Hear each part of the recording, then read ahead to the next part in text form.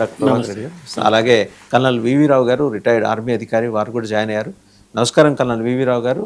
And colonel Parameshwar వారు కూడా మరి కాసేపట్లో జాయిన్ అవుతున్నారు. To start with doctor Prabhakar Reddy గారు. సో లాట్ ఆఫ్ ఎక్స్పెక్టేషన్స్ అండి బడ్జెట్ మీద మనకి. సరే, నేను పొలిటికల్ యాంగిల్లోకి తర్వాత వస్తాను. ముందర మౌలిక వసతులు సదుపాయాలు, దీంతోపాటు R&D మీద ఫోకస్ పెరగాలనేది ఒక ఆశ ఆకాంక్ష అయితే ఉంది. గవర్నమెంట్ ఆఫ్ ఇండియా కూడా ఆ దిశగా వెళ్తుంది, అడుగులేస్తుంది. మనం దాన్ని డినై చేయడానికి లేదు. బట్ ఆ వేగం ఎంత ఉంది? ముందుగా చెప్పాల్సింది ఏంటంటే, ఈ బడ్జెట్ అనేది చాలా ఒక ఛాలెంజింగ్ టాస్క్.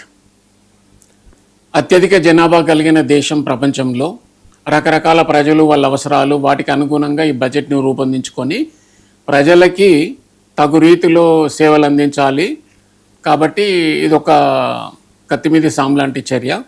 కాకపోతే మన ప్రభుత్వం ఇప్పటికైతే బాగానే చేస్తుంది. ఇది గ్రోత్ ఓరియంటెడ్ బడ్జెట్గా ఉంటుందని నేను అనుకుంటున్నాను. ఎందుకు అంటే లాంగ్ టర్మ్ గ్రోత్ని దృష్టిలో పెట్టుకొని ఇన్ఫ్రా డెవలప్మెంట్ చేయాలి, మౌలిక వసతుల కల్పన రూపొందించుకోవాలి. తర్వాత మీరు అన్నట్లుగా సోషల్ సెక్టర్ ఎక్స్పెండిచర్ మీద కూడా చాలా ఫోకస్ పెట్టేట్లుగా ఉన్నారు, విద్య, వైద్యము, ఇతరత్ర. తర్వాత మూడవది అగ్రికల్చర్. వ్యవసాయ రంగం బాగానే పనిచేస్తుంది, అయినప్పటికీ కూడా దానికి ఊతం ఇవ్వాల్సిన అవసరం ఉంది. దానికి కూడా కొన్ని చర్యలు తీసుకోబోతున్నారు. ఆల్రెడీ మనకు ఇండికేషన్ ఇచ్చారు ఏంటంటే PM కిసాన్ సమ్మాన్ నిధి అనేది ఇంకాస్త పెరగబోతుంది, ఫుల్ ప్రూఫ్ సిస్టమ్గా తయారవుతుంది. ఎవరైతే అర్హులో వాళ్ళకు మాత్రమే చెందేట్లుగా పక్కాగా పకడ్బందీగా అమలు చేయబోతున్నారు. అదే కాకుండా ఇంకా క్రెడిట్ రుణాలు అందించడము, ఎరువులు, ఇతరత్ర వీటిని అందించడం అనేది ప్రభుత్వం చేపడుతుంది.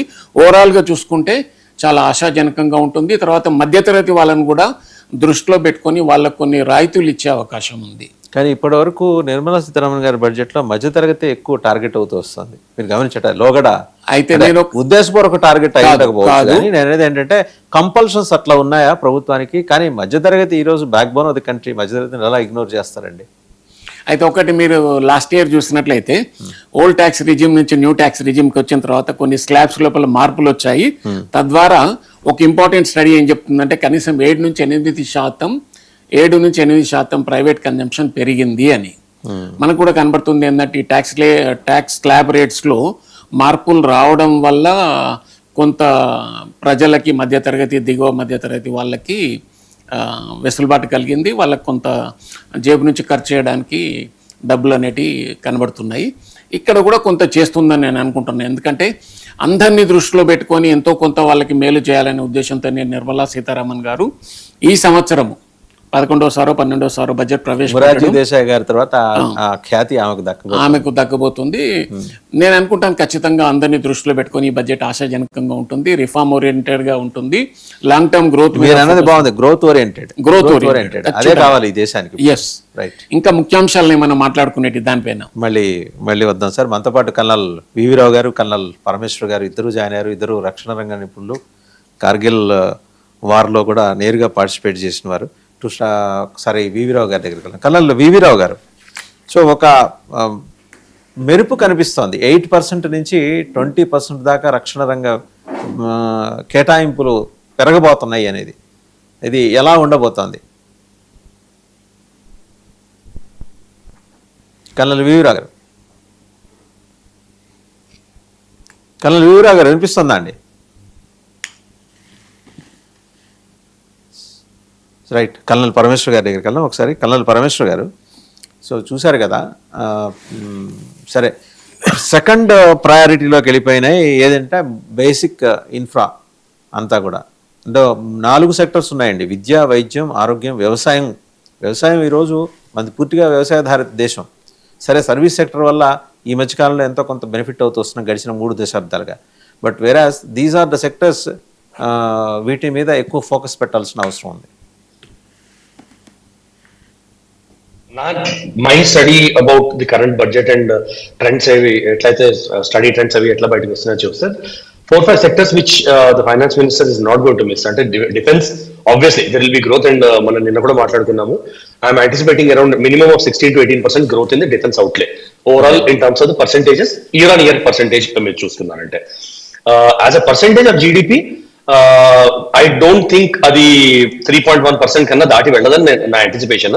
Generally the trend has been 2.4 నుంచి 3.1% మధ్యలో పెడతారు defence outlay budget.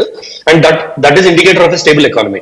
అన్నెసరీగా defence outlay పెంచి లేకపోతే తగ్గించి డిఫెన్స్ సెక్టర్ కి పుష్ ఇవ్వకుండా వెళ్ళరు. కన్సిస్టెంట్ పుష్ ఎప్పుడు గవర్నమెంటల్ పుష్ ఉంటుంది. So I'm anticipating around 3.1% of the GDP ఇస్తారని.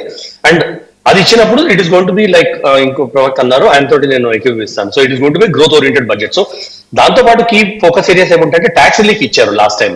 ఆ ట్యాక్స్ రిలీఫ్ నుంచి ఆ స్ట్రక్చర్ ని సింప్లిఫై చేయడము, కంప్లీట్ ట్యాక్స్ ఫ్రీ లిమిట్ నేను యాంటిసిపేట్ చేశాను. కంప్లీట్ ట్యాక్స్ ఫ్రీ లిమిట్ అది ఎన్హాన్స్ చేయడం, 12 lakhs complete tax free limit అది చేయడము, లేకపోతే అగ్రికల్చరల్ డెవలప్మెంట్ ఒకటి ఉంది, support rural women and youth అని చాలా రోజుల నుంచి మన ప్రధానమంత్రి గారే మాట్లాడుతున్నారు వేరే వేరే దానిలో. అలాగే ఎంఎస్ఎంఈ సపోర్ట్ ఒకటి ఉంటుంది, policy support micro small and medium enterprises కి, employees and exports, employment and exports రెండు పెంచడానికి ఎంఎస్ఎంఈ సపోర్ట్ కూడా పెంచుతారు.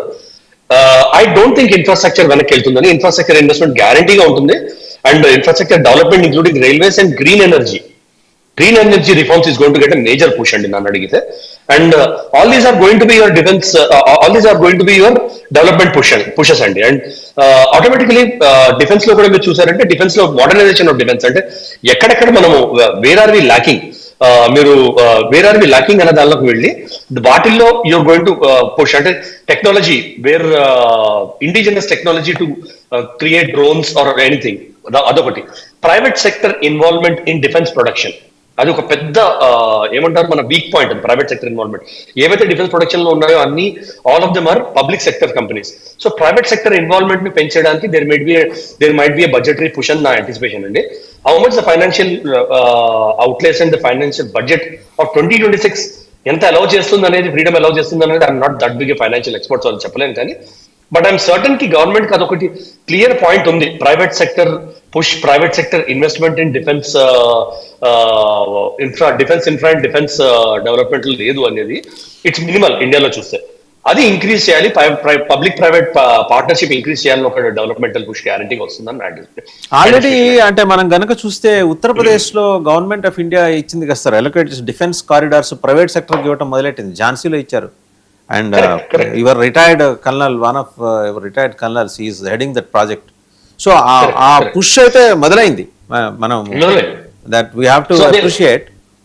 కరెక్ట్ అంటే మీరు అంటున్నారు కరెక్టే పాయింట్. అండ్ పుష్ స్టార్ట్ అయింది. పాయింట్ ఈజ్ చాలా లేట్ గా స్టార్ట్ చేస్తాం. సో కన్సిస్టెంట్ పుష్ కావాలి and milestone based push కావాలి మీకు. ఓకే, ఈ 2 years లో ఇది అచీవ్ చేస్తాము, ఈ 2 years లో ఇది అచీవ్ చేస్తామని consistent monitoring and consistent push లేదంటే దెన్ దోస్ గోల్స్ మన అన్ఫార్చునేట్లీ మన రెడ్ టేపిజం ఇంకా కొంచెం there is little bit of red tape in Indian bureaucracy. ఆ రెడ్ టేప్ లో మాయమైపోయి గోల్స్ ఒకవేళ దూరం వెళ్ళిపోయాయి అనుకోండి, then once again that push will become difficult for us. Inertia రాకుండా సిస్టమిక్ పుష్ కంటిన్యూ అవుతుండాలి. సో అది through budgets and through focus areas push రావాలి. సో ఒకటి యూపీలోనే కాదు కదా, you have to diversify that investment also. ఒక చోట ఫోకస్ చేయకుండా your divorce land, so divorce places లో చేసి వేరియస్ ఇండస్ట్రీస్ అంటే మీరు డ్రోన్ టెక్నాలజీ ఉంది, ఏఐ ఉంది, ప్రొడక్షన్ ఆఫ్ మిసైల్ సిస్టమ్స్ ఉంది, రీసెర్చ్ ఉంది, వీటిలో అన్నిటిలో మీరు ఇన్వెస్ట్ చేయాలి. ఒకటే కాదు, అన్నిట్లో ఇన్వెస్ట్ చేస్తే that is when your make in India and Atmanirbhar Bharat will be actually successful in defence production అండి. రైట్. అంటే ఈ ఆస్పెక్ట్ లో government of India thought process బానే ఉంది, బట్ సపోర్ట్ గా నిలబడాల్సిన ఫైనాన్షియల్ ఇన్స్టిట్యూట్స్ నుంచి ఆశించిన మేర ఇది సహకారం దొరకపోవటం వల్ల కొందరు నిరుత్సాహం